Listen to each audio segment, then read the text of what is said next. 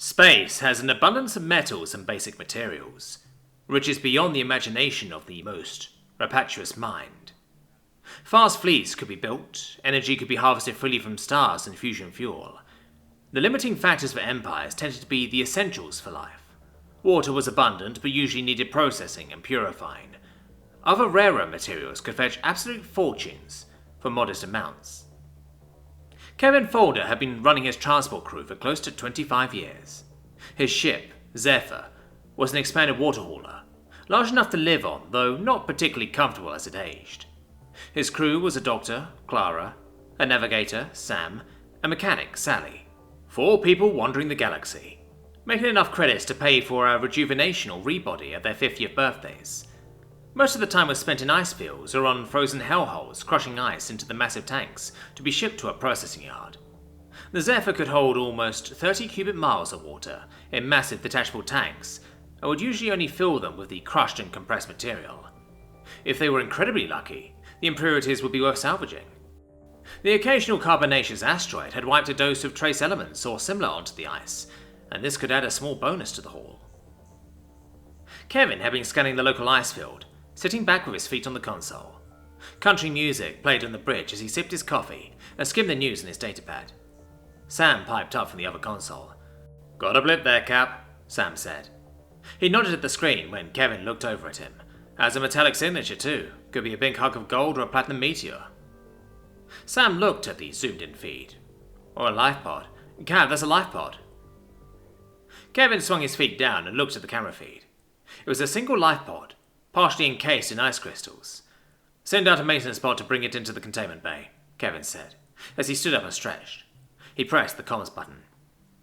"Clara, Sally, report to containment. We found a pod. Might be good, might be bad. Bring your tools." The pod passed the contamination scan and was conveyed to the medical lab for opening and waking procedures. Life pods were almost universal in the opening procedures, so after the pod itself was slaved to the medical computer, Sally was happy to return to engineering. "Enjoy getting eaten by the zombie, all?" she called cheerily, as she walked out of the door laughing. "More like mummies if they had been here for long," Kevin joked back, but was quietly happy for his sidearm. "The pod computer puts ejection around 103 days ago, so not even any freezer burn on this one. Health signs are good, looks like a nitrogen-oxygen mix will be fine for this species, and it's a Tillian. Male." Claire turned around while reading the pad and started the type on her console. "Defrost will take 20 minutes if you want to wait." The Tillian were a bipedal omnivorous race that humans had basic trade relations with. They were a boring race to most, lacking the imaginative processes that drove human wonder. It took them almost 400 years to progress from flight to their first satellite, and almost a full millennia to follow that to exploiting their solar system for resources. They considered humans to be wasteful and hyperactive, and humans considered them the tortoises of the galaxy. The nearby colony for the Tillian was almost a sector over, and they had registered no mining claims in the local system. In fact, no one had. "Let me know when he is up. Food, clothing, the usual for our guest. Maybe he'll be a rich prince or something." Kevin smiled, and left as Claire rolled her eyes. The Tillian awoke with the usual shock and vomiting from the hard ejection and snap freezing of an escape pod. Translation software detected his dialect and communication was quickly established. Neb, his name, was on a mission to push a comet into a capsule orbit when he suffered a thruster malfunction, leading to a hard impact. That in turn caused a coolant leak that overloaded the drive. He ejected, and tried to use the comet as cover from the explosion. Kevin had joined Nep and Claire in the kitchen area, as he gratefully ate the offered food. "Matches all the scattered ice and trace debris we've been seeing. Why are you this far away from the Tillian Reach worlds?" asked Sam. "Water. We needed more water for a nearby mining colony. I was gathering ice for our orbital platform to process and pump down to the facility when the accident happened." Nep spoke between bites of his food. The Tillian were semi-aquatic, so water was even more necessary to them than humans in the long term. Many of their larger vessels included a fleece-saturated wet bridge. Necessarily, they sought water above all else. Kevin considered this for a while. A local buyer for his water would save months of travel and fuel, and the Tillian might be willing to trade for precious metals rather than credits, making the trip home an even more profitable one. "We can take you back to the colony, Nep. Claire will bring you to the bridge once you've had enough to eat."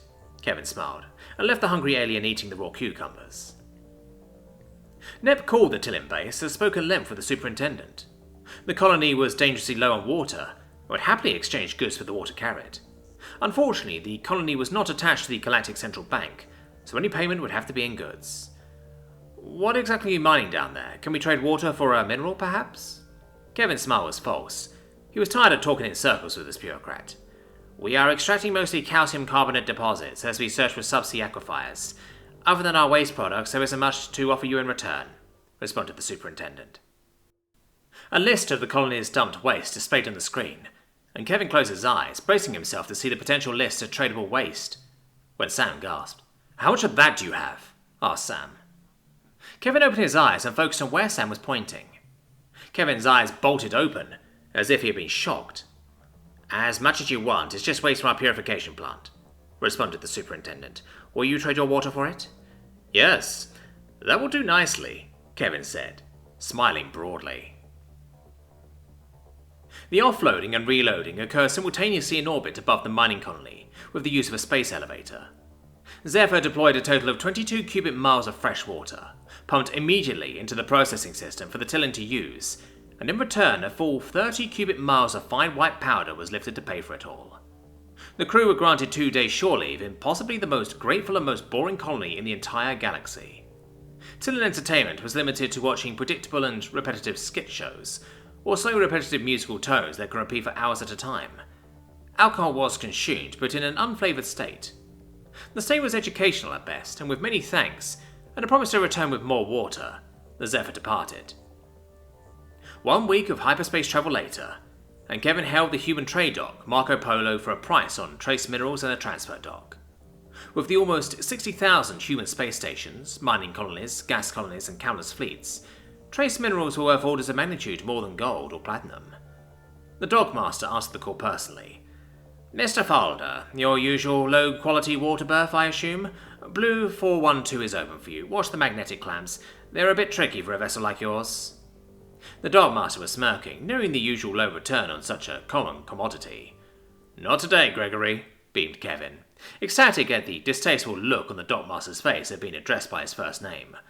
We have a different cargo today. Hauling human waste today, Kevin? Responded the clearly angry dockmaster.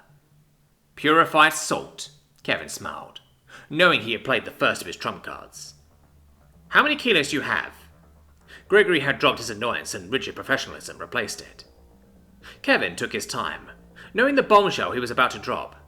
He began recording the main viewer. 260. Gregory looked up and raised an eyebrow. Million? Gregory's eyes bulged and his jaw dropped open. Tons. Gregory gasped and gawked. After an extended pause, he recovered himself. I can't. That's too much for me to... He cleared his throat. I need to speak to the market controller. Gregory hung up without ceremony, and Kevin laughed heartily. That was as good as he could have hoped for. A minute later, the market master held the Zephyr from his personal villa on Earth itself. Kevin answered, and was greeted by a beaming man in a suit, held his arms wide and spoke with a deep voice. My dear Captain, please proceed to Dock Gold 1. My personal assistant will be waiting for you at the dock. I've arranged for suites at our Grand Hotel for yourself and your crew, as you work to deal with the payment. Gregory will be along shortly to oversee the transfer of your cargo. Welcome to the Marco Polo, Captain Folder,